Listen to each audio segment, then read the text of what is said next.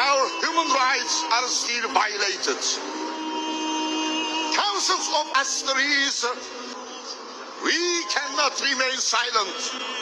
Silence is another form of genocide. በመጨረሻም የአርሜኒያው ፓትርያርክ በኢትዮጵያ ብሎም በዓለም ላይ በሚገኙ ኦርቶዶክስ ላይ የሚደርሰውን ጥቃት በመውገዝ ከዚህ በኋላ ዝም አንልም፣ ምክንያቱም ደግሞ ዝምታ በራሱ እንደ አንድ ትብብር ይቆጠራልና ሲሉ የተናገሩት ንግግር በዓለም ዙሪያ የሚገኙ ኦርቶዶክሳንን ደስ አሰኘ።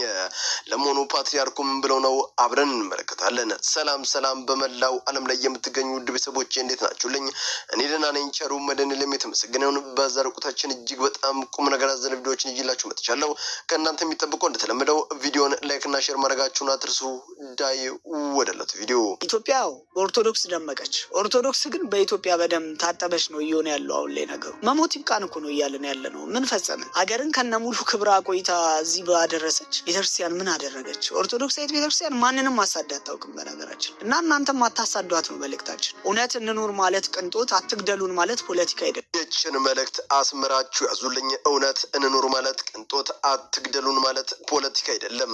ማንኛውም ኦርቶዶክሳዊ በነፃነት የማምለክና የመኖር መብቱ መጠበቅ አለበት። ባርሲ እየሆነ ያለው ነገር ግን ፍጹም ነው የሚያሳዝነው። ከልቤ ነው የምልህ። የሞቱት ሳይሆኑ መቼ እንደሚገደሉ የማያውቁት እለት ያሳስቡኛል። እና ግድ የለም እኛም አልቅሶ መበተናችን ይቁ። ቅጥ ያጣው ግድያ ዛሬ እዛ ከሆነ አዲስ አበባ ለመድረስ ደግሞ ግማሽ ቀን ነው የሚበቃው። ለሞቱት ብቻ አይደለም ለተረፉት እንድረስላቸው። ግድ የለም የቀሩት እንዳይገደሉ እንድረስላቸው። በሀገሪቱ በመላው ቦታ ምህላ መታወጅ አለበት። በድለናል ማረን ልንለው ይገባል። ይህ ጊዜ ለቤተክርስቲያናችን የስደት ጊዜ። ቢያንስ የችግራችንን ጥልቀት ሁላችንም እንረዳ። አንዳንዶቻችን ደግሞ መፍትሄ ማምጣት ባንችል ችግር ባለመሆን ቤተክርስቲያንን እናግዛት እና ቀና አለው እግዚአብሔር ቀና የምንልበት ቀን ይመጣል። አላወቁም አልገባቸውም እንጂ የኢትዮጵያ ኦርቶዶክስ ተዋሕዶ ቤተክርስቲያን ለሀገር መሰረት ለትውልድ አለኝታ ናት።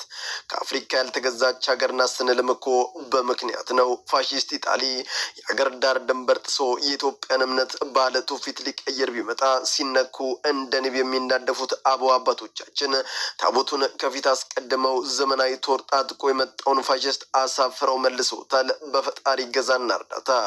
ታዲያ ዛሬ ለሀገር ባለውለታ ለትውልድም በስነ ስርዓት በፈሪሃ እግዚአብሔር መታነስ ታላቅ ዋጋ የከፈለችውን ቤተ እምነት መንካት ያበሉትን እጅ እንደ መንከስም ይቆጠራል።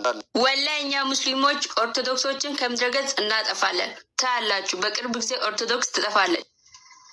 ፍትህ በአሩሲ ለሚገደሉት ኦርቶዶክስ እምነት ተከታዮች ወገኖቻችን፣ ሰው በሃይማኖቱ መገደል የለበትም። ፍትህ በአሩሲ ለሚገደሉት ኦርቶዶክስ እምነት ተከታዮች። እኛ ስናዝናዝናቸዋልና ሀዘናችሁ ሀዘናችን ነው።